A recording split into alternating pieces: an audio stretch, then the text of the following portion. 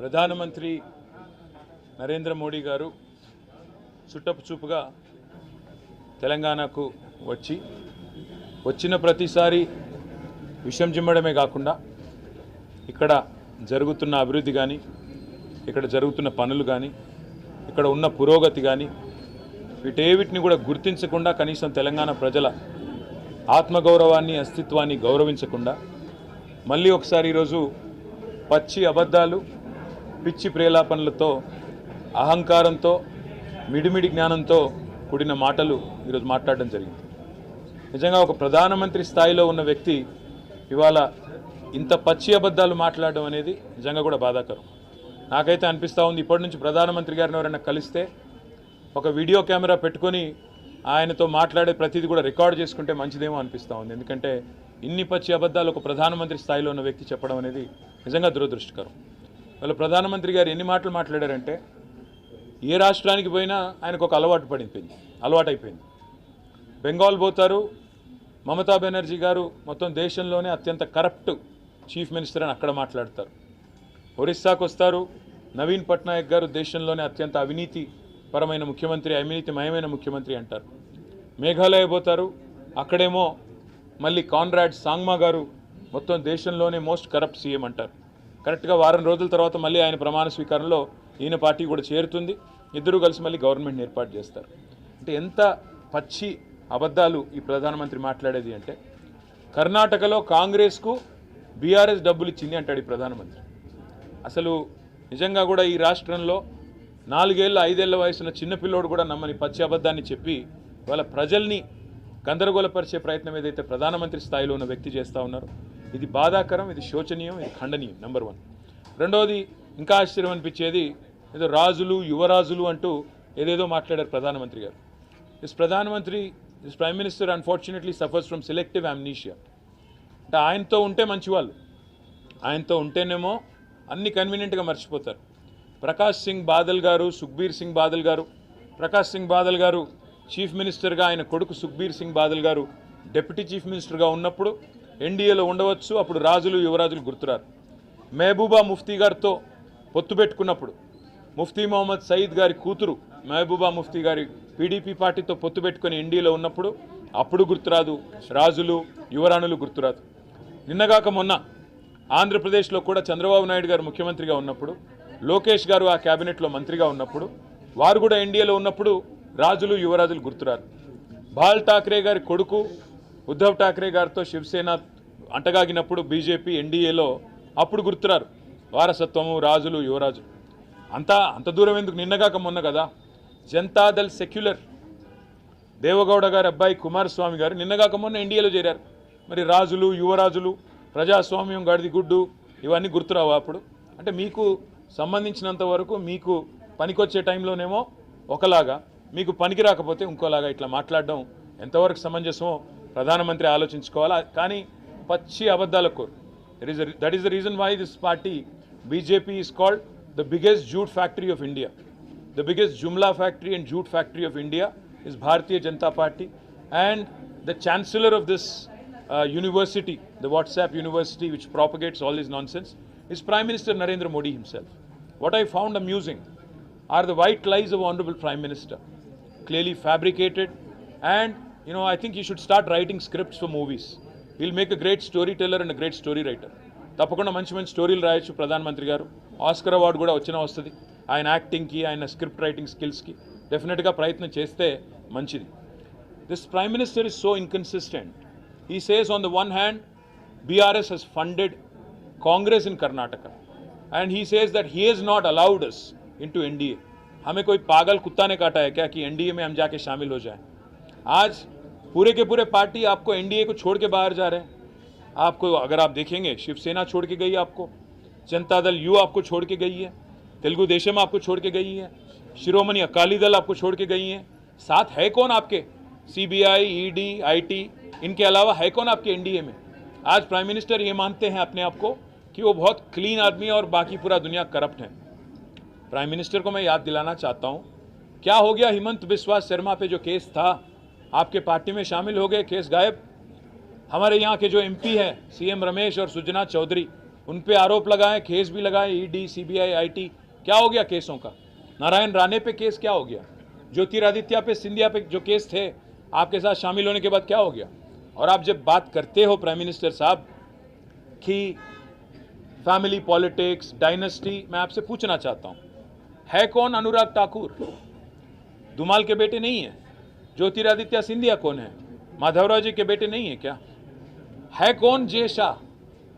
कोई क्रिकेटर है? कोई बहुत बड़े कोच हैं? कौन है जय शाह? क्या आपने उनको बीसीसीआई के जनरल सेक्रेटरी बना दिया? आप जब बात करते हो प्रधानमंत्री जी, सोच के संभल के करना, क्योंकि केसीआर फाइटर है, वो चीटर के साथ काम नहीं करते हैं। केसीआर जी कभी भी जिंदगी में आप जैसे लीडरों के साथ, आप जैसे पार्टियों के साथ कोई समझौता नहीं करेंगे। हम पूरे विश्वास के साथ ये कहते हैं, हम कोई दिल्ली के गुलाम नहीं है, हम गुजरात के गुलाम नहीं है, दिल्ली के गुलाम नहीं है। हम तेलंगाना जनता के आशीर्वाद से आज तेलंगाना में 2 बार चुने गए, डेमोक्रेटिकली इलेक्टेड गवर्नमेंट हमारी है। अगर आपको लगता है कि आपके डराने से, आपके चिल्लाने से, आपका गला फाड़ फाड़ के बोलने से लोग यहाँ पे बहक जाएंगे और एक बहकावे में आएंगे, तो आपकी नादानी है। और एक बात भी मैं कहता हूँ, उन्होंने ये भी कहा कि हमारे चीफ मिनिस्टर ने उनके पास जाके परमिशन लिया कि मुझे चीफ मिनिस्टर बनाना था। मैं प्रधानमंत्री जी को याद दिलाना चाहता हूँ, अगर हमारी पार्टी की कोई फैसला अगर लेना है तो हमारे पार्टी के विधायक लेंगे, हमारे पार्टी के पॉलिट ब्यूरो लेंगी। आपसे नो ऑब्जेक्शन सर्टिफिकेट लेने की क्या नौबत आ पड़ी है? हमें कोई फर्क नहीं पड़ता कि मोदी या बीजेपी क्या मानती है, क्या किसको देखना चाहती है। यहाँ पे तेलंगाना जनता आज केसीआर जी को तीसरी बार मुख्यमंत्री बनाने के लिए चुनने के लिए तैयार है। आप कितना भी गला फाड़ लें, कितना कुछ भी बोल लें और कितने भी झूठ बोल लें, जितने भी सफ़ेद झूठ आप बोलें, आप कुछ भी नहीं कर पाएंगे। और मैं आज चैलेंज करता हूं बीजेपी को, पिछली बार जो चुनाव हुए थे तेलंगाना में 2018 में, आपके 105 विधानसभा के कैंडिडेट की डिपॉजिट जब्त हो गई, जमानत जब्त हो गई थी। मैं चैलेंज करता हूं, अगर दम है बीजेपी में, नड्डा में, अमित शाह में, नरेंद्र मोदी में और जितने भी और लीडर हैं, आइए, tourist sir welcome to Telangana, हमें कोई इतराज़ नहीं। आप आइए, गला फाड़ फाड़ के बोलिए, तेलंगाना जनता को समझाइए कि किया क्या आपने तेलंगाना के लिए पिछले 9 साल में। और कोई अगर वोट देना भी चाहे तो क्यों दें आपको। मैं चैलेंज करता हूं, पिछली बार 105 सीटों में आपकी जमानत जब्त हो गई थी, इस बार 110 सीटों में आपकी जमानत जब्त हो जाएगी। और इस बार आपको एक भी एमपी आपको तेलंगाना से नहीं मिलेगा, क्योंकि आप इतने झूठ बोल चुके हो, इतने कारनामे कर चुके हो। और सबसे अहम बात ये पूछना चाहता हूं प्राइम मिनिस्टर, आप ये मानते हो अपने आप को कि आप बहुत ही साफ इंसान हो, बहुत ही करप्ट, क्या बोलते हैं उनको, क्लीन इंसान हो, तो आप क्यों मुखर गए? जेपीसी अदानी के मामले में जेपीसी से क्यों डरते हो? अदानी के मामले में एक बार भी प्रेस के आगे आके क्यों नहीं बोलते हो? जब श्रीलंका की गवर्नमेंट ने खुद कहा कि वो दबाव में उनको लाया गया भारत सरकार की तरफ से, प्राइम मिनिस्टर मोदी ने खुद श्रीलंका प्रेसिडेंट को बोला कि आपको एक 6000 करोड़ वाला कॉन्ट्रैक्ट अदानी को देना है, क्यों आप आज तक नहीं क्लैरिफाई करते हो? क्यों आप बोलते नहीं हो? हर किसी को डरा के, धमका के जो काम चलाने की तरीका आपने सीखा है, मैं प्रधानमंत्री जी आपसे कहता हूं, ये तेलंगाना में ना चलेगी। आपकी जितने भी यहाँ पे साजिशें हैं, आपकी जितने भी यहाँ पे कोशिशें हैं, सारे के सारे नाकाम रहेंगे। और మీరు ఎన్ని ప్రయత్నాలు చేసినా, ఎన్ని పిచ్చి మాటలు మాట్లాడినా తెలంగాణ ప్రజలకు స్పష్టంగా తెలుసు, మీరు ఈ 9 ఏళ్లలో తెలంగాణకు చేసిందేమీ లేదు, మీరు ఇచ్చింది గుండు సున్నా, కాబట్టి మీకు వచ్చేది కూడా గుండు సున్నానే। ఎన్ని అబద్ధాలు చెప్పినా, ఎన్ని పిచ్చి ప్రేలాపనలు పేలినా కేసీఆర్ గారు ఒక ఫైటర్, ఆయన చీటర్స్తో ఎన్నడూ చేతులు కలపడు। ఎన్డీఏతో చేరాల్సిన కర్మ మాకు లేదు, అది మునిగిపోయే నావ, అన్ని వదిలిపెట్టి పారిపోతూ ఉన్నారు। దాన్ని తెలుగుదేశం వదిలేసింది, అదేవిధంగా శిరోమణి అకాలీదళ్ వదిలేసింది, జేడీయూ వదిలేసింది, శివసేన వదిలేసింది। అయినా ఎన్డీఏలో ఉన్నదెవరు? సిబిఐ, ఈడీ, ఐటీ, ఇవి తప్ప ఎన్డీఏలో పార్ట్నర్స్ ఎవరు ఉన్నారు అసలు? కాబట్టి ప్రధానమంత్రి గారు మునిగిపోయే నావ ఎవడు ఎక్కడు। రెండోది, ఎన్డీఏలోకి చేరడానికి మాకేం పిచ్చి కుక్క గరవలేదు। కాబట్టి మీరు ఎన్ని అబద్ధాలు చెప్పినా, మీరు ఎన్ని పిచ్చి ప్రేలాపనలు వెళ్ళినా, ఎందుకంటే ఇవాళ మీరు మాట్లాడిన మాటల్లోనే మీ ఫ్రస్ట్రేషన్ తెలుస్తుంది। రాహుల్ గాంధీ వచ్చేమో మేము బీజేపీకి బీటీం అంటాడు, ఈయన వచ్చేమో మేము కర్ణాటకలో కాంగ్రెస్కి పైసలు పంపినామంటాడు। మేము కర్ణాటకలో కాంగ్రెస్ పైసలు పంపుతుంటే మరి నీ ఐటీ టీం ఏం చేస్తుంది? మీ ఐటీ ఇన్కమ్ ట్యాక్స్లో ఏం చేస్తున్నారు? మేము ఇదివరకే చెప్పినాం, మళ్ళీ చెప్తున్నాం, మీరు ఈ పిచ్చి మాటలతో ఊకదంపుడు ఉపన్యాసాలతో ఉడత ఊపులతో ఎవరో బెదిరిపోతారనుకుంటే ఆత్మాభిమానం గల తెలంగాణ బిడ్డలం, ఢిల్లీ గులాంలం కాదు, గుజరాత్ బానిసలం కాదు. ఖచ్చితంగా కొట్లాడతాం, చివరిదాకా మీతో కొట్లాడతాం, చివరిదాకా నిలబడి తలబడతాం. 100% మిమ్మల్ని ప్రజాక్షేత్రంలోనే మీ సంగతి ఏందో తెలుసుకుంటాం. सर, चुनाव से ठीक पहले जो बैक टू बैक विजिट हुआ और उसमें जो डेवलपमेंट से रिलेटेड जो इनोवेशन हुए उसको आप कैसे देखते हैं? इसको सिंपल बात है एक बात कहते हैं कि प्रधानमंत्री जो हैं जुमले के लिए बहुत पॉपुलर है, कई सारे वो ख्वाब दिखाते रहते हैं लोगों को. बताया था उन्होंने कि 2022 तक हर किसी को घर मिलेगा, 2022 तक हर एक घर में वो जल दे देंगे, पीने की पानी देंगे. 2022 तक उन्होंने ये भी कहा था कि 5 ट्रिलियन इकोनॉमी हो जाएगी. 2022 तक उन्होंने ये वादा भी किया था कि किसानों की आमदनी डबल हो जाएगी, farmer income will be doubled. 2022 तक उन्होंने ये भी कहा था कि 5 ट्रिलियन इकोनॉमी बनेगी. मैं हमारे देशवासियों से, हमारे भाइयों से, बहनों से पूछना चाहता हूँ, क्या इन 5 चीज़ों में जो प्रधानमंत्री ने आपसे वादा किया था कोई एक भी आज तक सच निकला? तो ये प्रधानमंत्री जो है सबसे बड़े एक झूठ के कैंपेनर है, जुमले के कैंपेनर है. आज जो कर रहे हैं यहाँ पे उसको भी हम वैसे ही देखेंगे. Sir, not meeting Prime Minister, not following the protocol is one big issue that he has said. What is the big issue? There is, see, if the Prime Minister can stoop so low that he can himself campaign white lies, why should we even meet this man? He has actually lowered the stature of that position. Unfortunately, you know, a person in his position, I mean, come on, he is 70 plus. You would expect a certain dignity and decorum. Unfortunately, he has none of that. So why should we even bother to treat this man any differently? GHMC ఎన్నికల తర్వాత జరిగిన విషయాన్ని ఇన్ని రోజుల తర్వాత దాదాపు 4 ఏళ్ల ఆయన అడగాలి, మీరు నేనేం చెప్పాలి? ఇన్ని రోజుల తర్వాత ఎందుకు బయట పెట్టారని మీరు అనుకుంటున్నారు? మీరు ప్రధానమంత్రిని అడగాలి. దురదృష్టం ఏంటంటే ఆయన ప్రెస్ ముందుకు రాడు. उनमें हिम्मत नहीं है कि प्रेस कॉन्फ्रेंस करे, तो हम क्या करें भाई? Sir, one question. 5th December was when GHMC elections happened. 12th December, BJP has put this. KCR sir went and met Modi ji. They are saying you extended extra courteous welcome to him because you wanted to join the NDA. Can you throw some light That's on what what I'm happened saying. in that No, meeting? that's what I'm saying.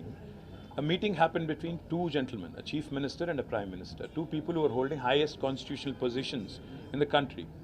Now this man, the prime minister, comes out and actually gives out his version, or at least his fabricated version. Now the other man who can respond to that is our honorable chief minister, but unfortunately he's indisposed, he's sick. So on his behalf, from my party, all I'm saying is, this man is known for his white lies, the prime minister. This man is known for his fabricated, ideas. In fact, his education qualifications are dubious. Now what do I say? What more do I say about this man? MA in entire political science is what he's specialized in. So how much credit do you want to give to this gentleman?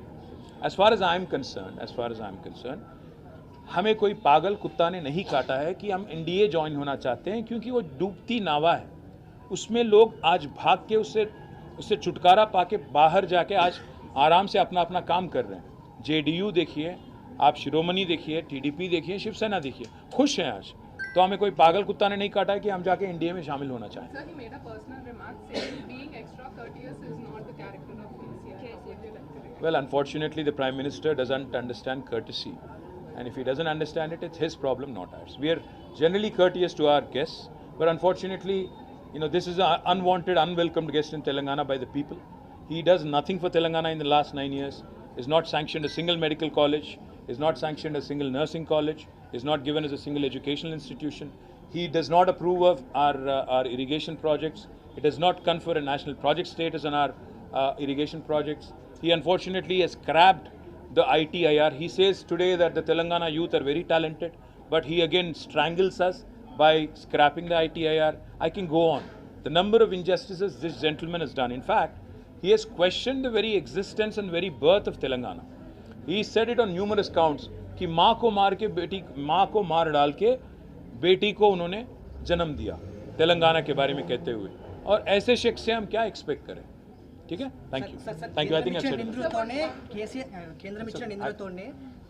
ఆఖరి में ये भी बोल दें. चलो, కేంద్రం ఇచ్చిన నిధులతోనే BRS ఏదో చేస్తోంది అని ప్రధానమంత్రి అంటున్నారు. ప్రధానమంత్రి ఇంతకంటే పచ్చబద్ధం ఏదైనా ఉంటుందా? మీరే చూడండి. ఎందుకంటే రిజర్వ్ బ్యాంక్ ఆఫ్ ఇండియా లెక్కలు ఉన్నాయి, కేంద్ర ప్రభుత్వం యొక్క ఆర్థిక శాఖ గణాంకాలు ఉన్నాయి. మీరు కావాలంటే చూసుకోవచ్చు, రిజర్వ్ బ్యాంక్ వెబ్సైట్కి వెళ్తే కూడా తెలుస్తుంది. Today Telangana is the 4th largest contributor to India's GDP. 1 रुपया जो यहाँ से जाता है भारत सरकार को, उसमें से हमें वापस मिलता है 46 पैसा. तो कौन किसके पैसे से आज मज़े उड़ा रहा है या मज़े ले रहा है, ये जनता तय करेगी.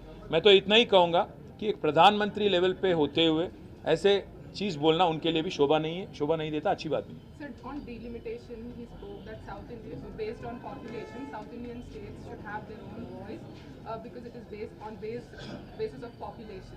So, what would be BRS stand on that? We have said it very clearly. If Uttar Pradesh and Bihar are going to outnumber the entire southern India just because of this population measure, and this population control was propagated by Government of India. So obviously the Prime Minister is clueless, is basically, I think, intellectually bankrupt, if you ask me, on this issue. So therefore, we'll have to sit as a party, talk to other like-minded parties and take a view. On the issue of turmeric board, do you see as a big... It's a joke. It's a joke because it's been 9 years. He could have done it 9 years ago. He does it now, and probably he's just erected a small, yellow board and he left. That's all he knows about turmeric board. So, he was speaking on Tamil Nadu temples that the government is trying to take the control of it. They have to. बहुत कुछ बोलते हैं, ज़्यादा कुछ बकवास ही बोलते हैं.